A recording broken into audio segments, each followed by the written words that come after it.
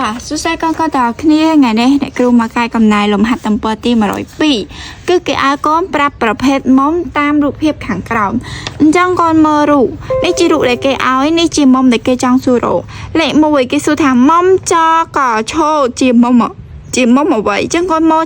ចនៅណានេះចកនៅណានេះកឈោចកឈោអញ្ចឹងកូនមើលគិតថានេះជាមុំអីគេកូនមើលរូបមើលមេរៀនយើងខាងលើនេះជាមុំអីគេចាជាមុំទៀលណាទៀលពីព្រោះអីវាធំជាង90ដឺក្រេណាតាមមកទៀតលេខ2មុំចឆជោមុំចឆជោណាចនេះចណាឆនេះឆណាជោនេះជោអញ្ចឹងមានន័យថាមុំនេះចឹងគាត់ឃើញមុំនេះវាទូចបែបនេះមុំអីគេគាត់ចាមុំស្រួចណាតាលេខ3មុំចចូលសជាមុំអ្វីណាចនេះចូលនៅណានេះចូលសនៅនេះអញ្ចឹងចូលសជាមុំអីគាត់ឃើញអីអត់ចាមុំកែងណា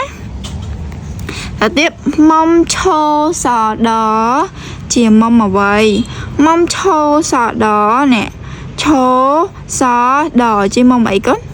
មុំកែងដូចគ្នាណាគូអត់ចង់សេទេពួកអីត្រូវលុបវិញដដែលហ្នឹងនេះទៀលស្រួចកែងនេះក៏កែងដែរមិញតាលេខ5មុំសដឈោជាមុំអ្វីនេះសនេះដណាឈោនេះឈោសដឈោនេះចេះវិញណាកូនចេះវិញណាខុសពីមិញណាមិញគេហៅឈោមុនឈោឲ្យសដអញ្ចឹងឈោសដកន្លែងនេះមុំកែងតែទៅពេលគេហៅសដឈោមុំអីកូនចាមុំស្រួចណា